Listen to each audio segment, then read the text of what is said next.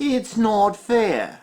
I would like to reproduce with that pretty little pink flower over there. I think together we could have nice seeds that could grow into attractive young plants. But she won't let me. I'm producing pollen and it reaches her stigma, but it just doesn't sprout. Something about the proteins on my pollen grains being different from proteins on her stigma. They don't even allow my pollen grains a chance. They don't even start to grow a pollen tube that would allow for fertilization. I'll never be able to have offspring with that pink flower. Hello. I think that I and that pink flower there could have beautiful offspring, producing healthy seeds and beautiful flowering offspring. And when my pollen grains reach the stigma of that pink flower, they sprout. However, there is an interaction between the proteins in the developing pollen grain and the tissues of the style. And as a result, my pollen tubes grow very slowly, so that other pollen grains might outcompete them. In fact, I'm not sure the pollen tubes of my pollen have much of a chance of reaching the ovules and allowing fertilization.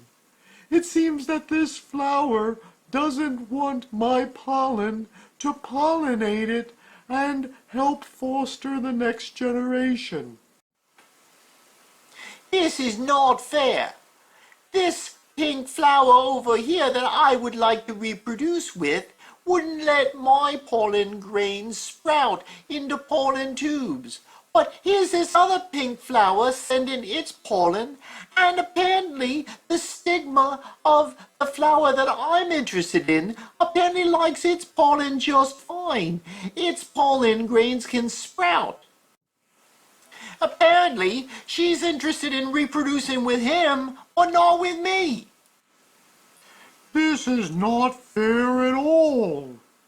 I tried to fertilize the ovaries of this pink flower, but the pollen tubes of my pollen grains wouldn't thrive in the style.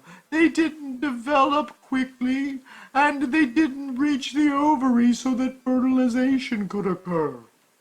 But the pollen tubes from the pollen of this pink flower, they seem to be developing just fine.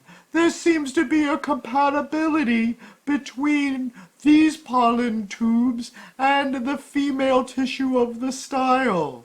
She clearly prefers him, and it's going to be his pollen grains that pollinate the ovaries and form seeds. It's not fair that she discriminates against those who are different from her and prefers her own species.